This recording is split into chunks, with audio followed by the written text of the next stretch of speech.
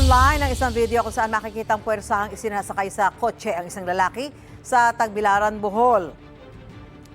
Kitang pinipilit siyang isakay ng 4 na lalaking may takip sa mukha sa Barangay Dao nitong March 11. May mga tao sa paligid na nakakita sa insidente pero walang nagtangkang pumigil o makialam. Sa isang pahayag, sinabi ng Bohol Police Provincial Office na iniimbestigahan nila ang insidente. Kumakalap na rin sila ng mga CCTV footage sa mga kalapit na establishmento.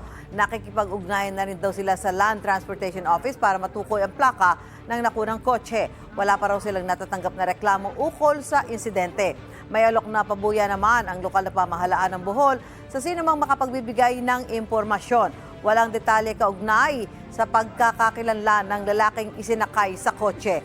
Dahil sa insidente, tinanggal sa pwesto ang hepe ng Tagbilaran City Police. Gusto mo bang mauna sa mga balita? Mag-subscribe na sa GMA Integrated News sa YouTube at tumutok sa unang balita.